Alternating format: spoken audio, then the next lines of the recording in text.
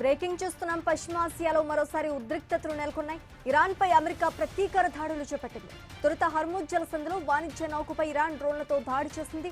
ఈ ఘటనకు ప్రతీకారంగా యుఎస్ తాజాగా దాడులు చేపట్టింది. హర్ముజ్ కు సమీపంలోని ఇరాన్ మిలిటరీ స్థావరాలను లక్ష్యంగా చేసుకున్నామని అమెరికా సెంట్రల్ కమాండ్ తెలిపింది.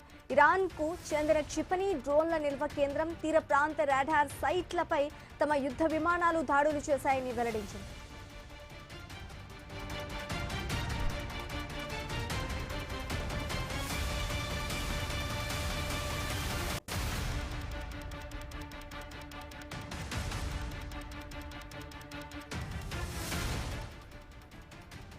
వాణిజ్య నౌకపై ఇరాన్ బలగాలు అకారణంగా దాడి అమెరికా సెంట్రల్ కమాండ్ ఆగ్రహం వ్యక్తం చేసింది. కాల్పుల విరమణ ఒప్పందాన్ని స్పష్టంగా ఉల్లంఘించినట్లుగా కనిపిస్తోందని పేర్కొంది. అంతర్జాతీయ నౌక వాణిజ్య కారిడార్లో వాణిజ్యం అధికంగా సాగుతున్న తరుణంలో ఇరాన్ దాడులు చేపట్టిందని తెలిపింది. స్వేచ్ఛాయుత నౌకాయానాన్ని దెబ్బతీసిందని మండిపడింది. హర్ముజ్ జలసంధిలో వాణిజ్య నౌకలు సురక్షితంగా ప్రయాణించేందుకు అవసరమైన సహకారాన్ని అందిస్తున్నామని యుఎస్ సెంట్రల్ కమాండ్ వివరించింది. ఇరాన్తో కుదిరిన ఒప్పందంలోని అన్ని అంశాలు అమలయ్యేందుకు అమెరికా బలగాలు అప్రమత్తంగా ఉన్నాయని వెల్లడించింది. ఇరాన్పై ప్రతీకార దాడికి ముందు అమెరికా అధ్యక్షుడు ట్రంప్ స్పందించారు. హర్ముజ్ లో ప్రయాణిస్తున్న వాణిజ్య నౌకలపై దాడి చేయటం తెలివి తక్కువ పనిని విమర్శించారు. దీనికి అమెరికా బదులు తీర్చుకుంటుందని హెచ్చరించారు. ట్రంప్ ప్రకటన తర్వాత అమెరికా యుద్ధ విమానాలతో దాడులకు దిగింది. తాజా దాడులతో పశ్చిమాసియాలో మరోసారి ఉద్రిక్త పరిస్థితులు చోటు చేసుకున్నాయి. ఇటీవలే అమెరికా ఇరాన్ మధ్య శాంతి ఒప్పందం కుదిరింది. అయితే తాజా దాడులతో ఒప్పందం ప్రశ్నార్థకంగా మారనుంది.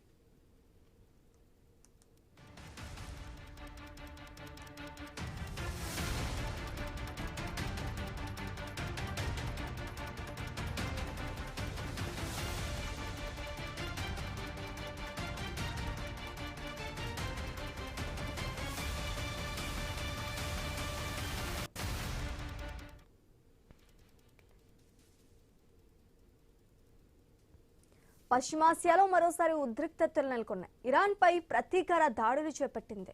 తొలుత హర్ముజ్ జలసంధిలో వాణిజ్య నౌకపై ఇరాన్ డ్రోన్లతో దాడి చేసినట్టుగా తెలుస్తోంది. ఇక ఇదే అంశానికి సంబంధించి మనతో పాటు మాట్లాడటానికి మన్యం కోటేశ్వరరావు గారు మనతో పాటు ఉన్నారు. సార్ నమస్తే. సార్ మన్యం కోటేశ్వరరావు గారు నమస్తే అండి. నమస్తే. నమస్తే సార్, ఇప్పటి వరకు యుద్ధం ముగిసింది, ప్రశాంతంగా ఉండొచ్చు అనుకున్నాం, కానీ ఇప్పుడు మళ్ళీ యుద్ధం మొదలైంది అన్నట్టుగా తెలుస్తోంది. అంటే దీన్ని ఏ విధంగా చూడాలంటారు? మళ్ళీ యుద్ధం మొదలవటానికి గల కారణాలు ఏంటి అసలు? గతంలో కూడా మనం పదే పదే ఈ సందర్భంగా పశ్చిమాసియా సంక్షోభం గురించి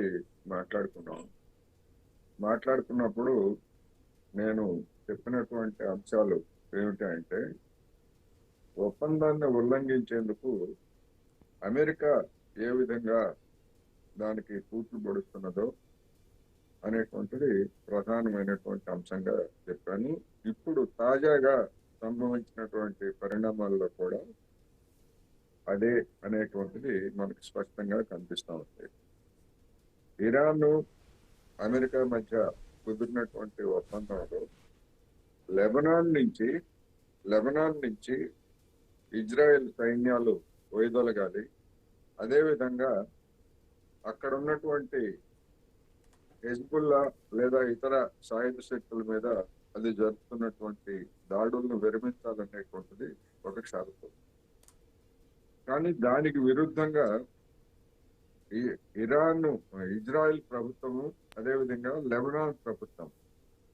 లెబనాన్ ప్రభుత్వం అంటే అక్కడ అమెరికాకి లేదా ఇజ్రాయెల్ కి అనుకూలమైనటువంటి ప్రభుత్వం తప్ప అదేమి స్వతంత్రంగా వ్యవహరించేటువంటిది కాదు. ఎందుకంటే గతంలో దాని చరిత్రను చూసినప్పుడు ఆ విధంగా లొంగిపోయింది. ఇప్పుడు కూడా తాజాగా ఇజ్రాయెల్ లెబనాన్ మధ్య కుదిరినటువంటి ఒప్పందం ప్రకారం దానిలో ఒక షరతు పెట్టారు. ఏమిటి అంటే, హెజ్బుల్లాని నిరాయుధం చేయాలి అనేటువంటిది ఒక షరతు. హెజ్బుల్లాని నిరాయుధం చేయటం అనేటువంటిది లెబనాన్ లో ఉన్నటువంటి ప్రభుత్వం వల్ల కాలేదు. ఎందుకంటే 1980 దశకం నుంచి అక్కడ హిజ్బుల్లా అనేటువంటి సంస్థ ఉనికిలోకి వచ్చింది. ఆ ఉనికిలోకి 1980 దశకంలో వచ్చింది.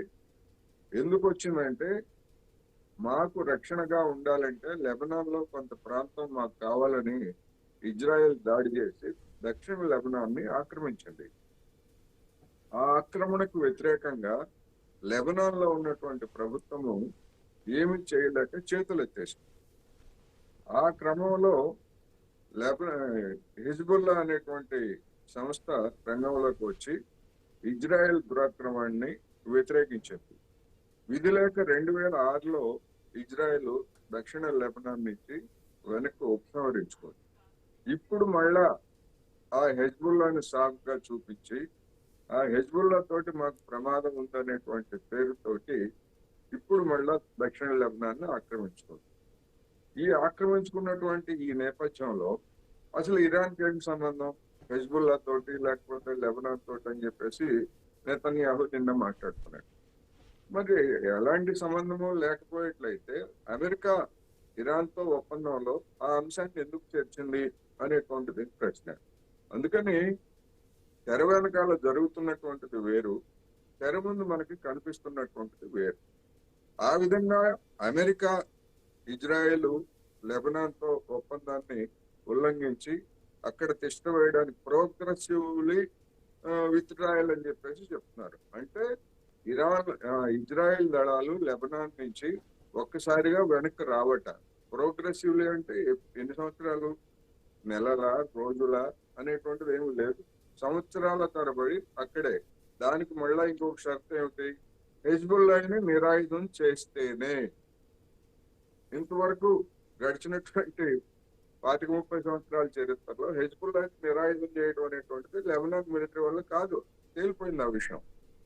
అందుకని ఆ షరతు పెట్టి లెబనాన్ లో ఇజ్రాయెల్ అక్కడ తిష్ట వేసినంత కాలం లేదా హెజ్బుల్లా మీద దాడి చేసినంత కాలం ఇరాన్ అమెరికా మధ్య కుదిరినటువంటి ఒప్పందానికి ఈ విధమైనటువంటి ఆటంకాలే ఏర్పడతాయి. రెండోది, తాజా ఉదంతానికి వస్తే మనం మాట్లాడుకునేదానికి హార్ముజ్ జలసంధిలో తాము సూచించినటువంటి మార్గాల్లో ఉచితంగా 60 రోజుల పాటు ప్రయాణించవచ్చు అని ఇరాన్ మొదటి నుంచి చెప్తా ఉంది. ఆ మార్గాల్లోనే వెళ్ళాలి, ఆ వెళ్ళేటువంటి వాళ్ళు మాకు తెలియజేయాలి అని కూడా చెప్పింది. కానీ దాదాపు 42-50 నౌకలు దాన్ని ఉల్లంఘించి ఇరాన్తో నిమిత్తం లేకుండా వేరే మార్గంలో ప్రయాణిస్తున్నాయి. ఆ ప్రయాణించేటువంటి నౌకల్లో ఒక దాని మీద ఇరాన్ డ్రోన్ దాడి చేసింది. దానికి ప్రతిగా అమెరికాలో ఇప్పుడు ఇరాన్ లో ఉన్నటువంటి మిలిటరీ కేంద్రాల మీద దాడి చేశారు. అందుకని ఈ 60 రోజులు కాదు, లేదా తర్వాత అయినా ఒప్పందం కుదిరిన తర్వాత అయినా కానీ ఇదే విధమైనటువంటి సాకులతోటి అమెరికా ఇజ్రాయెల్ ఆ ప్రాంతంలో నిత్యం రావణ కాష్టం లాగా వివాదాన్ని కొనసాగించేటువంటి అవకాశాలు ఉన్నాయనేది నా అభిప్రాయం. రైట్ కోటేశ్వరరావు గారు, మరి ఇరాన్ అమెరికా మధ్య శాంతి ఒప్పందం కార్యరూపం దాల్స్తుంది అనుకోవచ్చు అంటారా? అదే అమెరికా మీద ఆధారపడి ఉంటుంది. ఎందుకంటే మొదటి నుంచి ఇరాన్ చెప్తున్నది అదే, దాడులు మా మీద దాడులు ప్రారంభించింది మీరు ఒకటి, లెబనాన్ మీద దాడులు ప్రారంభించింది ఇజ్రాయెల్. అంటే ఇజ్రాయెల్ అమెరికా 2 దేశాల మీద దాడులు ప్రారంభించాయి. ఆ ప్రారంభించినటువంటి దాడులకి ముగింపు పలకాల్సింది కూడా మీరే. ఆ ముగింపు ఎట్లా పలకాలి అనేటువంటిది మీ ఇష్టం వచ్చినట్టు వ్యవహరిస్తే కుదరదు. అందుకని మా సార్వభౌమత్వానికి గ్యారెంటీ ఉండాలి, లెబనాన్ కానీ లేకపోతే ఇరాన్ సార్వభౌమత్వానికి కానీ గ్యారెంటీ ఉండాలి. దానికి ఐక్యరాజ్య సమితి భద్రతా మండలి ఆమోద ముద్ర వేయాలి, హామీ ఉండాలి అనేటువంటిది ఇరాన్ మొదటి నుంచి చెప్తున్నది.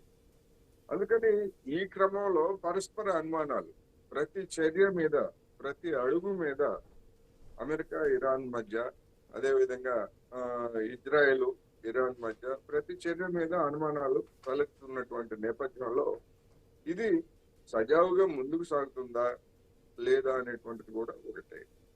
రెండవది, దీనికి ఉన్నటువంటి ఇంకొక కోణాన్ని మనం కనుక చూసేట్లయితే ఇప్పటికే ఇరాన్ తో ఒప్పందం కుదుర్చుకొని ఇరాన్కి లొంగిపోయింది అమెరికా అనేటువంటి అభిప్రాయం అమెరికాలో బలపడుతూ ఉంది. అదే విధమైనటువంటి విమర్శలు తలెత్తుతున్నాయి. ఆ విమర్శలను తిప్పికొట్టడానికి, లేదు లేదు అని చెప్పుకోవడానికి ఈ విధంగా డొనాల్డ్ ట్రంప్ మధ్య మధ్యలో ఉల్లంఘనలకు పాల్పడుతూ దాడులు చేస్తూ దీన్ని కొనసాగించడానికి చూస్తున్నారు. నా అభిప్రాయం ప్రకారం ఎప్పటి వరకు కొనసాగుతాయంటే నవంబర్ లో జరిగేటువంటి అమెరికా పార్లమెంటు మధ్యంతర ఎన్నికల వరకు ఇదే విధమైనటువంటి అనిశ్చితి, ప్రతిష్టంభన, మళ్ళా లేదు ఒప్పందం అమల్లో ఉందని చెప్పేసి రెండు దేశాలు ప్రకటిస్తే మళ్ళా మరుసటి రోజే ఉల్లంఘనలు ఇటువంటివి కూడా, అంటే కనీసం నవంబర్ వరకు ఇదే విధమైనటువంటి పరిస్థితి తలెత్తేటువంటి అవకాశం ఉందనేది గత కొద్ది రోజులుగా లేదా కొద్ది వారాలుగా తలెత్తినటువంటి పరిణామాలు, వాటి పర్యవసానాలు వెల్లడిస్తున్నాయి. సరే, అదే కూడా కంటిన్యూ చేస్తున్నాము. హర్మూజ్ జలసంధిలో మళ్ళీ నౌకలు రాకపోకలు నిలిచిపోతాయంటారు యుద్ధం కారణంగా. హర్మూజ్ జలసంధిలో 60 రోజుల పాటు, అంటే శాశ్వత ఒప్పందం కుదిరేంత వరకు 60 రోజుల పాటు నౌకల్ని, వాణిజ్య నౌకల్ని మేము ఉచితంగా ప్రయాణించడానికి అనుమతిస్తాము అనేటువంటిది ఒప్పందంలో ఉన్నటువంటి ఒక షరతు. అంటే దాని అర్థం ఏమిటంటే 60 రోజుల తర్వాత ఏమి చేయాలి ఏమిటి అనేటువంటిది మళ్ళా ఇరాను అమెరికా మధ్య ఒక ఒప్పందం కుదరాల్సినటువంటి అవకాశం ఉంది. ఇరాన్ చెప్తున్నది ఏమిటి, హార్ముజ్ జలసంధిలో దాని టోల్ ట్యాక్స్, దారి సుంకం అంటామా, లేకపోయేట్లయితే మరొక పేరుతోటి, పర్యావరణాన్ని కాపాడే పేరుతోటి మరొక పేరుతోటి సుంకం వసూలు చేసుకోవడానికి మాకు రైట్ ఉంది. ఒమన్తో కలిసి మేము ఆ హక్కుని అమలు చేస్తాము అని ఇరాన్ చెప్తా ఉంది. అది కుదరదు, మీకు అటువంటి హక్కు లేదు, అది అంతర్జాతీయ జలసంధి, అది దానిలో ప్రయాణించేటువంటి నౌకల్ని ఏ విధంగానూ మీరు అడ్డుకోవడానికి వీల్లేదనేటువంటిది అమెరికా చెప్తున్నటువంటిది. మరి ఆ విధంగా చెప్తున్నటువంటి అమెరికా 60 రోజుల నిబంధనకి తాత్కాలిక ఒప్పందంలో ఎందుకు అంగీకరించింది అనేటువంటిది ప్రధానమైనటువంటి ప్రశ్న. అందుకనే పేచీ పెట్టడానికి లేదా పేచీ పెట్టుకోవడానికి ఈ విధమైనటువంటి వ్యవహారం సాగిస్తూ ఉంది. 60 రోజుల వరకు అనేటువంటి షరతుని ఎందుకు అంగీకరించింది అమెరికా అంటే దాని అర్థం ఏంటంటే హార్ముజ్ జలసంధి మీద ఇరాను లేకపోయేట్లయితే ఒమన్ దేశాలకు రైట్ ఉన్నది, నియంత్రించేటువంటి అధికారం ఉన్నది అని పరోక్షంగా అమెరికా అంగీకరించింది. ఆ అంగీకరించినటువంటి దాన్ని ఇప్పుడు కుదరదు, ఏదో మేము గతంలో అంగీకరించాం కానీ ఇప్పుడు కుదరదు అని చెప్పేసి అమెరికా పేచీకి దిగుతా ఉంది. ఈ విధంగా 14 అంశాలలో ప్రతి దాని మీద అమెరికా చెప్తున్నటువంటి భాష్యం ఒకటిగా ఉంది, ఇరాన్ చెప్తున్నటువంటి భాష్యం ఒకటిగా ఉంది. మనం చూసాం గత వారంలోనే జేడి వ్యాన్స్ బృందం జెనీవా వెళ్ళి అంతిమ ఒప్పందం మీద, అంటే తాత్కాలిక ఒప్పంద పత్రాల మీద సంతకం చేస్తారని పెద్ద హడావుడి చేశారు. కానీ అటువంటిది జరగలేదు. అటువంటిది జరగకుండా, అది చేయకుండా ఇప్పుడు ఏం చెప్తున్నారంటే ఆ ఒప్పందంలో ఉన్నటువంటి అంశాలని ఎట్లా అమలు జరపాలా అనేటువంటి చర్చలను ప్రారంభించామని చెప్పేసి చెప్తున్నారు. అంటే మరి ఎవరు ఉల్లంఘించినట్టు? ఇరాన్ ఉల్లంఘించినట్ల ఒప్పందం మీద సంతకాలు చేయటం. ఎందుకంటే ఎలక్ట్రానిక్ పద్ధతుల్లో డొనాల్డ్ ట్రంప్, అదేవిధంగా పెజెక్షియాన్, ఇద్దరు, అది ఇరాన్ అధ్యక్షుడు కూడా చేశారు. కానీ భౌతికంగా పత్రాల మీద సంతకం దగ్గరికి వచ్చేసరికి అమెరికా వెనక్కి తగ్గింది, దాంతో ఇరాన్ కూడా వెనక్కి తగ్గింది. ఇప్పుడు ఆ ప్రతిష్టంభన కొనసాగుతుండగా దానిలో ఉన్నటువంటి అంశాలను ఎట్లా అమలు జరపాలనేటువంటి చర్చలు ప్రారంభమయ్యాయి. మనం ఇంతకు ముందే చెప్పుకున్నాం, అణు తనిఖీ గురించి అంతర్జాతీయ అణు సంస్థ చెప్పేటువంటి వ్యాఖ్యానం ఒకటిగా ఉంది, అమెరికా చెప్పేటువంటి వ్యాఖ్యానం ఒకటిగా ఉంది, ఇరాన్ చెప్తున్నది ఒకటిగా ఉంది. తనిఖీకి అంగీకరించారు అని చెప్పేసి అమెరికా చెప్తా ఉంది. మేము ఎప్పుడైనా తనిఖీ చేస్తాము అని అణు సంస్థ చెప్తా ఉంది. లేదు మేము తనిఖీకి అంగీకరించలేదు అని చెప్పేసి ఇరాన్ చెప్తాం. ఇట్లా ఒకే అంశానికి భిన్నమైనటువంటి భాష్యాలు రెండు వైపుల నుంచి మనకి వినిపిస్తున్నాయి. అందుకనే ఈ పరస్పర అనుమానాలు తొలగించుకోవడానికి ప్రధానమైనటువంటి బాధ్యత అమెరికా వైపు నుంచే ఉంది. ఎందుకంటే దాడులు ప్రారంభించింది, ఇరాన్ని ధ్వంసం చేసింది, ఇవన్నీ కూడా అమెరికానే. అందులో ఒక ముఖ్యమైనటువంటి అంశం కూడా మనం గతంలో కూడా చెప్పుకున్నాం. $300 బిలియన్ తోటి ఇరాన్ పునర్నిర్మాణం, అదేవిధంగా ఇరాన్ ఆర్థిక వ్యవస్థ అభివృద్ధికి మేము అమలు జరుపుతామని చెప్పేసి అమెరికా అంగీకరించింది. ఇప్పుడు దాని గురించి పేచీకి దిగేటువంటి అవకాశాలు స్పష్టంగా కనిపిస్తున్నాయి. ఎందుకు అంటే అమెరికాలో ఉన్నటువంటి జనము లేదా ప్రతిపక్షాలు, మీరు దాడి చేసింది మీరు అనవసరంగా దాడి చేశారు, అనవసరంగా దాడి చేసి ఆ నష్టాలను భరించడానికి $300 బిలియన్ ప్యాకేజ్ అంటున్నారు. ఈ డబ్బు ఎక్కడి నుంచి తీసుకొస్తారు? సామాన్యులమైనటువంటి మేము పన్ను చెల్లిస్తున్నాము, అది ఇరాన్ లో ఖర్చు పెట్టడానికి మేమైతే పన్ను ఎక్కడి నుంచి తీసుకొస్తారనేటువంటి ప్రశ్న డొనాల్డ్ ట్రంప్ కి ఇప్పుడు ఇబ్బందికరంగా మారింది.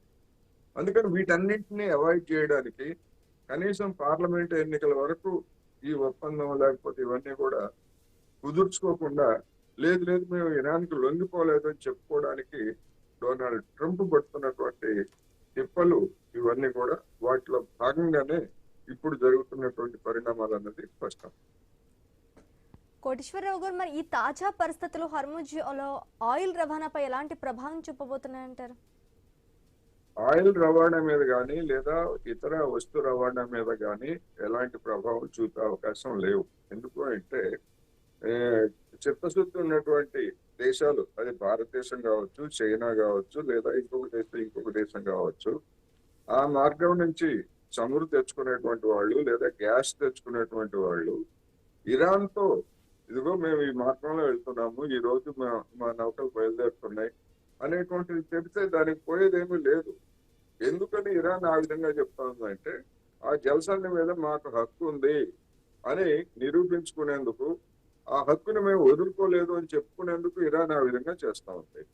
మరి అవసరమైనటువంటి వాళ్ళు వివాదం ఉన్నప్పుడు ఇరాన్కి చెప్పొచ్చు, అమెరికాకి చెప్పొచ్చు.